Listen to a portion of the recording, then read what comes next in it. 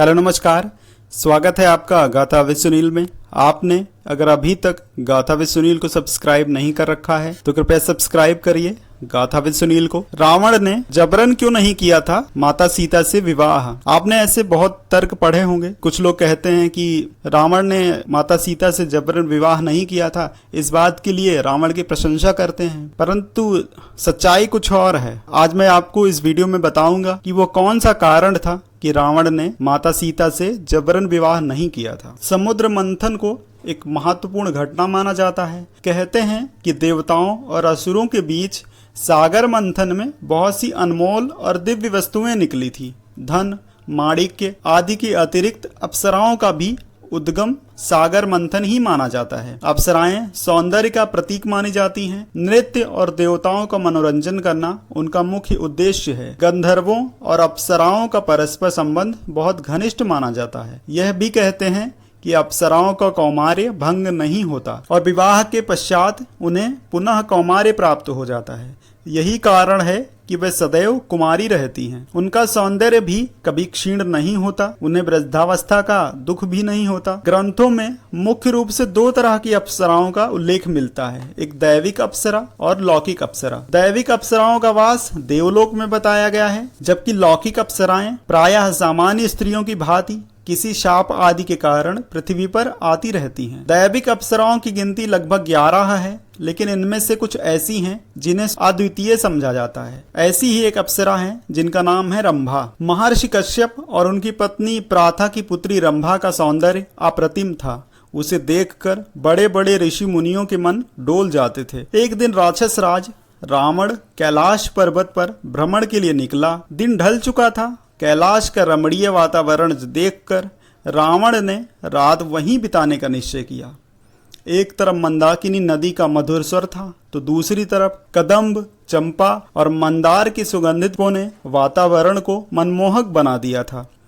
रावण के आंचल में धनेश्वर कुबेर का महल भी स्थित था। रात्रि में कुबेर के महल से अप्सराओं की मीठी ध्वनि सुनाई दे रही थी। शीतल और मंद पवन के झोंकों के साथ सुगंधित पुष्पों की महक से रावण के मन में काम का वेग उत्पन्न हो गया। वह व्याकुल होकर शिविर से बाहर निकल आया। रावण का मन किसी स्त्री के रूप का रसपान करने को व्याकुल था, लेकिन उसे एकांत में इसकी कोई संभावना नहीं नजर आ रही थी। सहसा रावण की दृष्टि एक रूपसी पर पड़ी।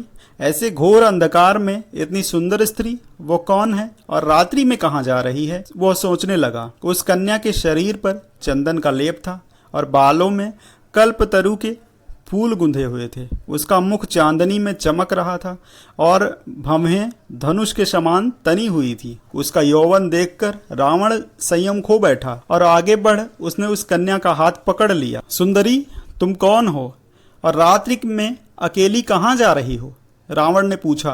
कन्या डर गई थी। उसने रात के समय इस तरह किसी के पुरुष के सहसा मिल जाने की कोई कल्पना नहीं की थी। आप कौन हैं? उसने अपना परिचय न देकर रावण से प्रश्न किया और अपना हाथ छुड़ा लिया। रावण ने कहा कि मेरा नाम रावण है और मैं लंका का स्वामी हूँ और राक्षसों का राजा हूँ। रावण लंकापति का नाम सुनकर कन्या भयभीत हो गई। उसने लड़खड़ाती आवाज में पूछा, आप यहाँ क्या कर रहे हैं? तुम्हारी प्रतीक्षा प्रिय, रावण ने निर्लज्जता से उत्तर दिया।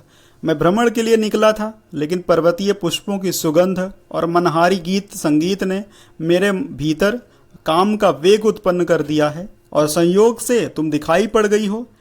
तुमने अभी तक अपना परिचय नहीं दिया। मेरा नाम रंभा है, स्त्री ने कहा। मैं देवलोक की अप्सरा हूँ और देवराज इंद्र एवं धनेश्वर कुबेर की सभा में नृत्य करती हूँ। रंभा, मैंने तुम्हारा नाम सुना है, रावण ने कहा। यह मेरा सौभाग्य है कि तुमसे भेंट हो गई।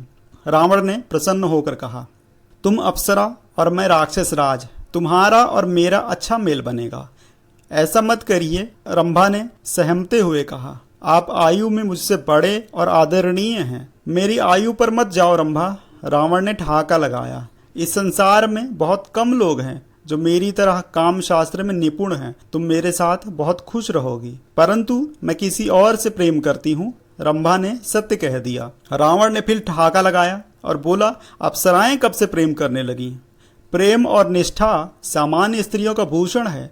तुम अप्सरा हो और तुम्हारा काम केवल पुरुषों का मनोरंजन करना है। यह सही है कि अप्सराएं मनोरंजन का साधन हैं, किंतु यह गलत है कि उन्हें किसी से प्रेम नहीं होता।